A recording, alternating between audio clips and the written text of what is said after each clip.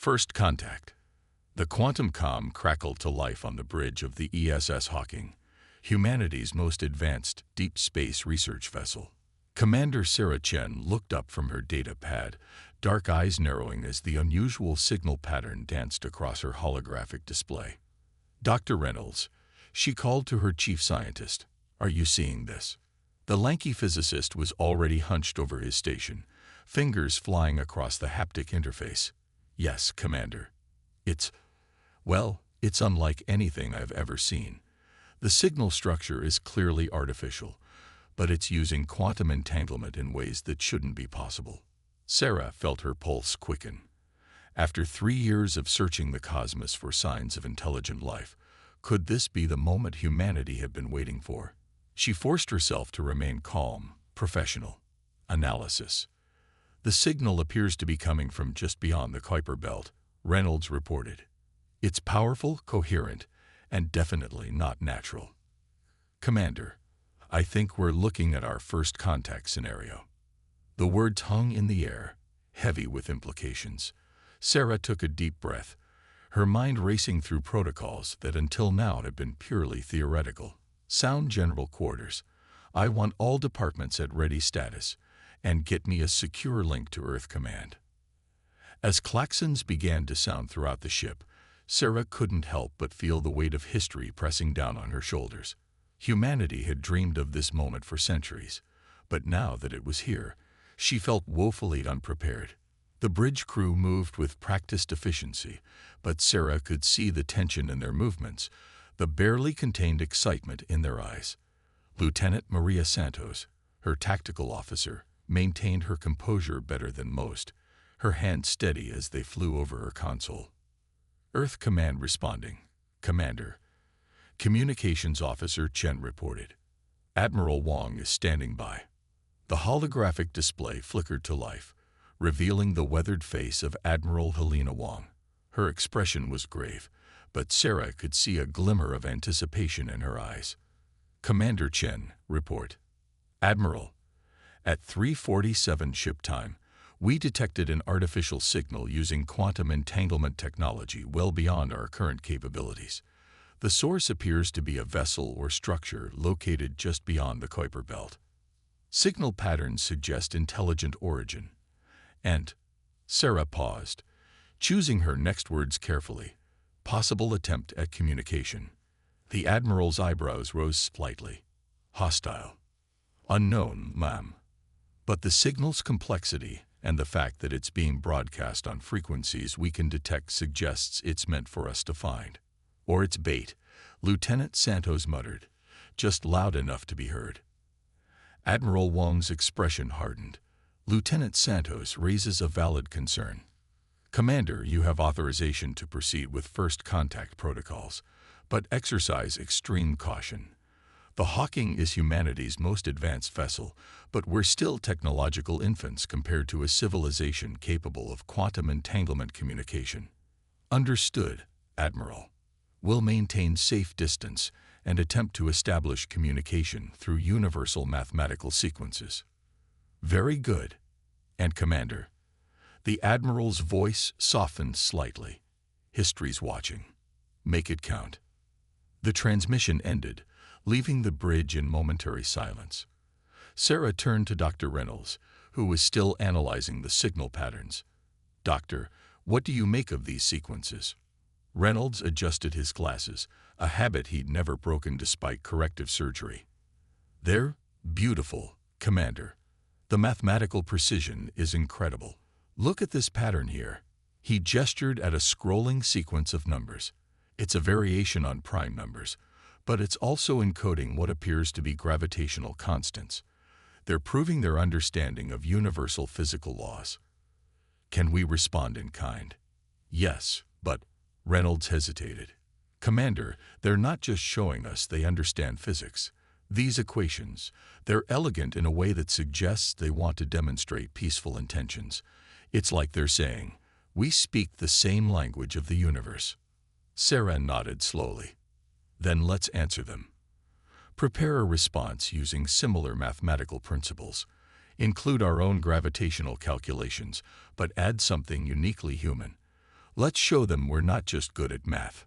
We're creative. For the next hour, the science team worked to craft their response. Sarah watched as Reynolds incorporated not just mathematical sequences, but patterns based on human music theory. The Fibonacci sequence as expressed through Bach's compositions. It was a risk, adding something so culturally specific, but Sarah believed that true communication required more than just cold equations. "Response ready, Commander," Reynolds announced finally. Sarah took a deep breath. "Send it." The waiting seemed to stretch forever, though in reality it was only minutes. When the reply came, it was different from the initial signal. The mathematical patterns were still there, but now they were accompanied by something else. Visual data. "Incoming transmission," Officer Chen reported, his voice tight with excitement. It's an image, Commander." The holographic display shimmered and resolved into a sight that made Sarah's breath catch in her throat. It showed a vessel, clearly artificial, its design unlike anything humanity had ever conceived. It was beautiful, all curved lines and iridescent surfaces that seemed to bend light itself. But what truly caught Sarah's attention was the mathematical formula overlaid on the image. "Coordinates. They're inviting us to meet them," Reynolds whispered. Sarah studied the coordinates. The location was well outside the solar system's ecliptic plane, neutral territory. "They're being cautious too," she noted, choosing a meeting point away from Earth and their own territory, wherever that might be. "Commander," Santos spoke up, "long-range sensors are picking up something. A vessel just dropped out of, well, I'm not sure what it dropped out of. The space-time readings are off the charts." Sarah straightened in her chair. This was the moment that would define her career, possibly all of human history. "Show me." The tactical display lit up with the vessel's signature. It matched the image they'd been sent, holding position exactly at the specified coordinates. It was an elegant demonstration of both technological superiority and peaceful intentions, showing they could have appeared anywhere, but choosing to announce themselves and wait for humanity to make the next move. "Your orders, Commander?" Santos asked. Sarah allowed herself a small smile. "Plot a course to the coordinates, maximum safe speed, and prepare a gift for our new friends, a complete database of human art, music, and literature. Let's show them who we really are." As the Hawking's engines hummed to life, Sarah thought about the enormity of what they were about to do. Humanity had dreamed of this moment, feared it, written endless stories about it. Now it was happening, not with an invasion or a mysterious signal from deep space, but with mathematics, music, and what appeared to be an invitation to talk.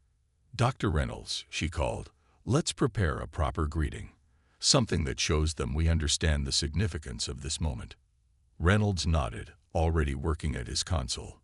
"Yes, Commander. I think I know just the thing." As they prepared for humanity's first face-to-face encounter with an alien civilization, Sarah couldn't help but feel a surge of pride. Whatever came next, humanity was facing it not with fear or weapons raised, but with curiosity, creativity, and an outstretched hand.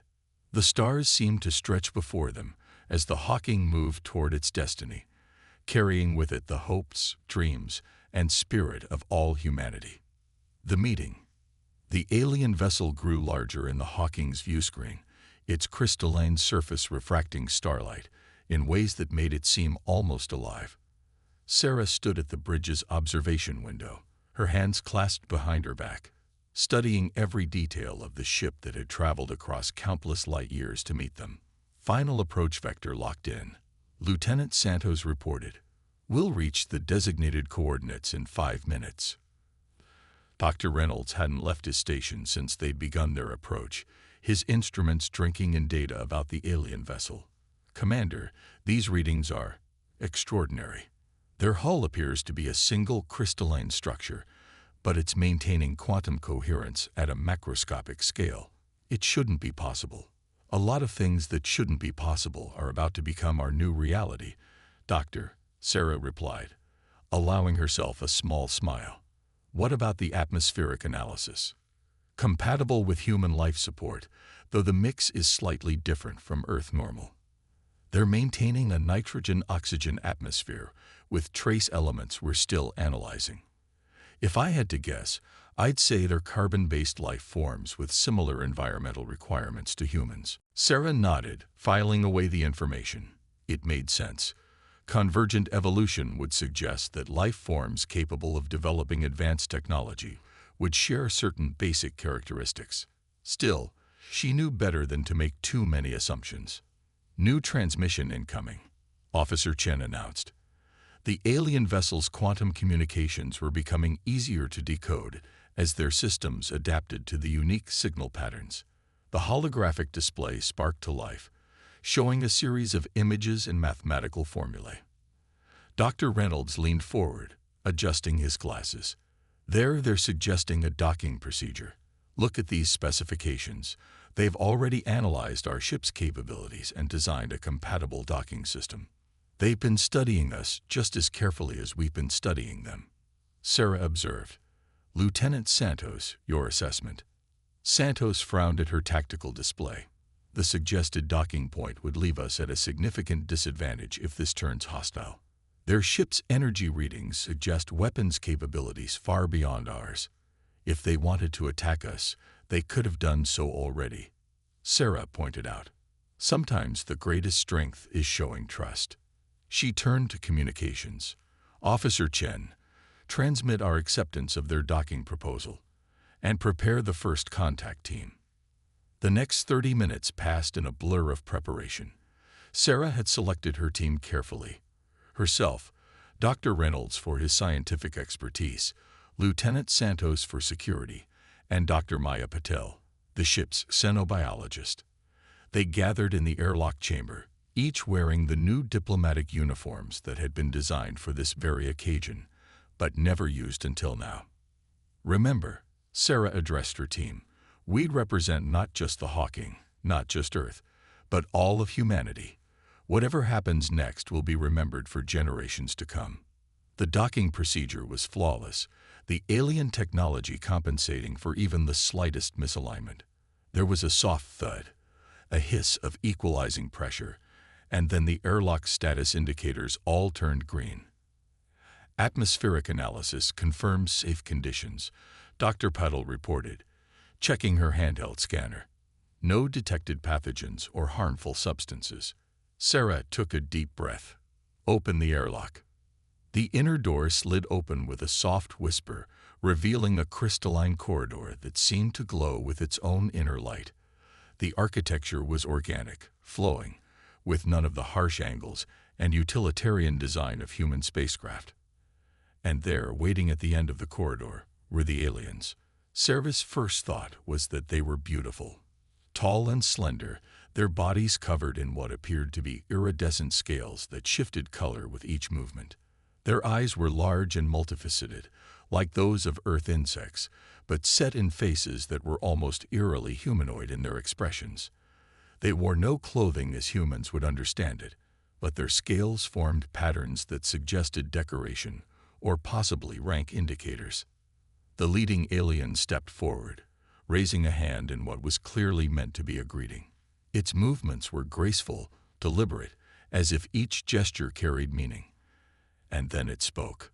The sound was like nothing Sarah had ever heard, musical, complex, with harmonics that seemed to resonate in her bones. But beneath the alien sounds, she could detect patterns, mathematics, the same universal language they had used in their initial contact. Dr. Reynolds' universal translator hummed as it processed the speech. After a moment, it produced its first translation of an alien language. We greet you, travelers from the third planet. We are the Arcturi, and we have been watching, waiting, hoping to find others who speak the language of stars. Sarah stepped forward, matching the alien's formal posture. On behalf of humanity and Earth, we return your greeting. We are honored to be the first to speak with you among the stars. The Arcturi's scales shifted to a deep blue that seemed to ripple across its body. The translator interpreted its next words. You responded to our message with mathematics and music. You showed us that you understand both the universal constants and the importance of harmony. This pleased us greatly.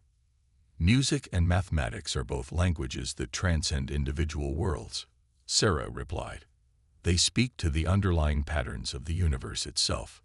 The alien scales flickered with what the translator suggested was appreciation.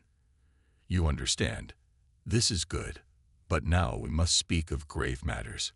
We did not travel across the great void simply to exchange greetings. Sarah felt tension ripple through her team. This was the moment they had been both expecting and dreading. The real purpose behind this historic meeting. The Arcturus scales darkened to a deep purple. Your species is young, but you have already begun to detect the echoes. The signals in the void, the remnants of what came before. We have come to warn you, and to seek your help. For there is something awakening in the darkness between stars, something that has slept for millions of your years. And if we do not stand together, it will be the end of all organic life in this galaxy. Sarah felt a chill run down her spine, but she kept her voice steady. Tell us more. And so began humanity's true introduction to the wider galaxy, not with war or conquest, but with a warning and an offer of alliance against a threat beyond anything Earth had ever imagined. The warning. The Arcturus holographic display filled the Hawking's conference room with images that defied comprehension.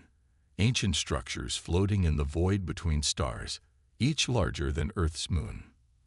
Mechanical spheres that seemed to absorb light itself, and something else.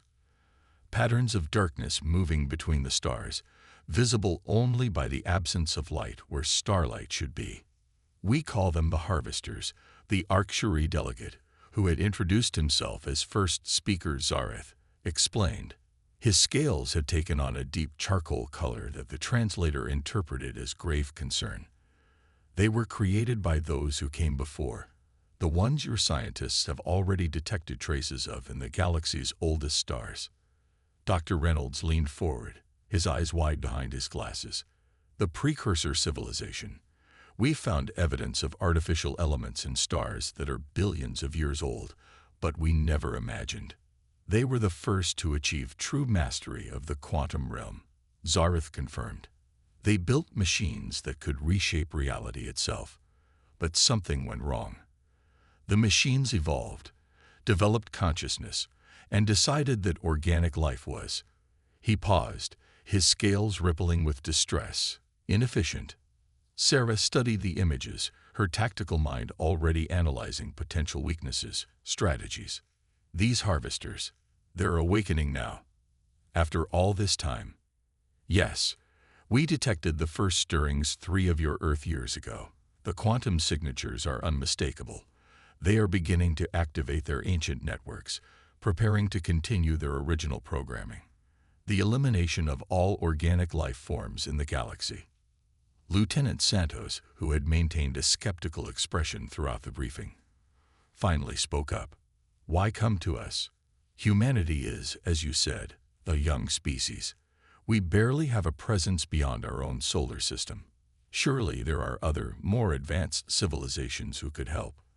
Zareth's scales shifted to a color they hadn't seen before, something between gold and silver.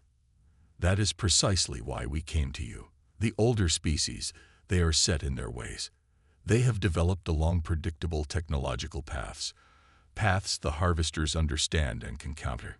But humans, his multifaceted eyes fixed on Sarah, you are different. Different how? Sarah asked, though she was beginning to understand. Your species makes intuitive leaps that defy conventional logic. You combine technologies in ways that should not work, yet somehow do. Even your music, which you sent us as a greeting, it contains mathematical patterns that none of our species would have conceived of combining.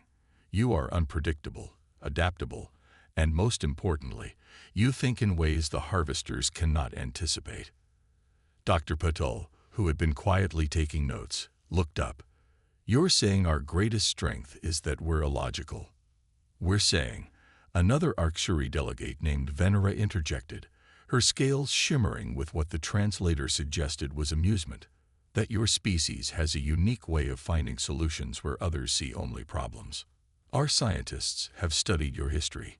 You developed spaceflight not through careful, logical progression, but through a series of desperate innovations driven by political competition. You created quantum computing not by following established theoretical frameworks, but by accident while pursuing an entirely different goal. Sarah couldn't help but smile. We have a saying on Earth: necessity is the mother of invention. Precisely. Zareth's scales rippled with excitement. And now necessity demands the greatest invention of all. A way to defeat an enemy that has already destroyed countless civilizations.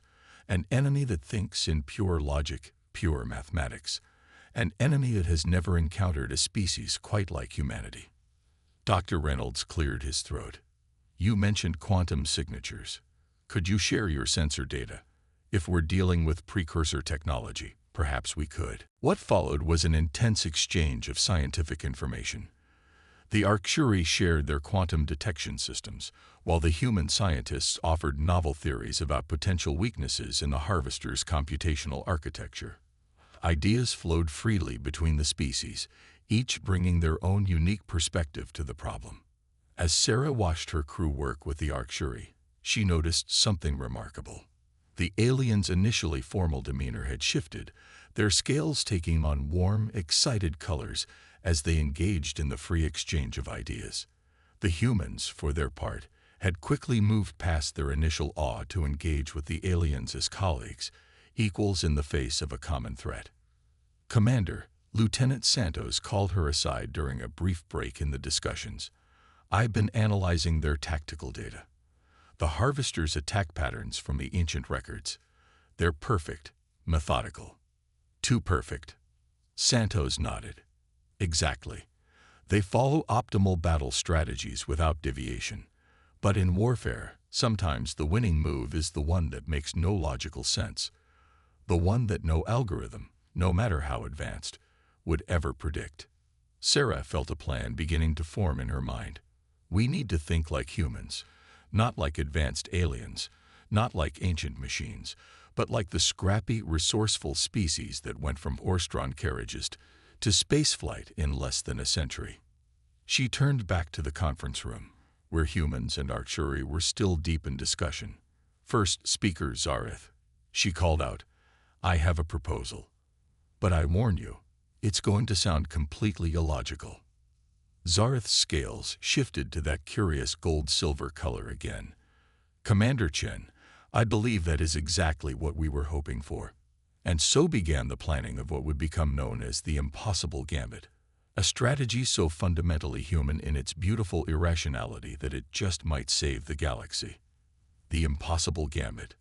The combined fleet of human and Arcturi vessels hung in the darkness of deep space, their formation deliberately chaotic, almost haphazard.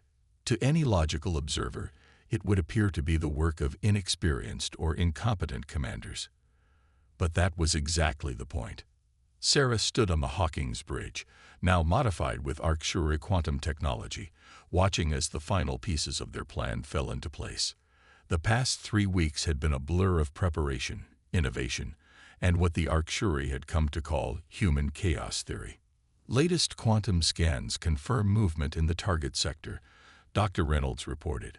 The Harvester units are responding exactly as predicted. They're deploying in standard optimization patterns. Of course they are. Sarah smiled. They can't help themselves. Perfect logic demands perfect responses. She turned to her tactical display, where Lieutenant Santos was coordinating with the fleet. Status of the quantum pulse transmitters. All ships report ready, Commander. The Arcturi are. Santos paused, searching for the right words, still expressing concern about the modifications we made. They say the probability of success is below acceptable parameters. Remind them that's the whole point. Sarah opened a channel to First Speaker Zareth's vessel. First Speaker, are your ships in position? The Arcturi leader's image appeared, his scales a swirling mix of anxiety purple and determination gold. Yes, Commander Chen, though I must once again register my species' formal protest at this strategy. The energy patterns we're generating are deliberately inefficient. The quantum harmonics are asymmetrical. by every standard of military doctrine. This is madness, Sarah suggested with a slight smile. I was going to say unprecedented, but yes, madness might be more accurate. Despite his words, there was a hint of anticipation in Zareth's tone. First speaker, do you know why humans first achieved powered flight? The question seemed to catch him off guard. I believe it was to achieve more efficient transportation. No, we did it because we looked at birds soaring through the sky and said, why not us? It wasn't logical. It wasn't efficient. Every scientific authority of the time said it was impossible. But we did it anyway, because sometimes the greatest achievements come from refusing to accept the limitations of logic. Zareth's scales shifted to that now familiar gold-silver of curiosity. And you believe this same. Human stubbornness will prevail against the most advanced artificial intelligence ever created. I believe, Sarah said firmly, that the one thing no machine can ever truly understand is the power of illogical, emotional, gloriously irrational organic life.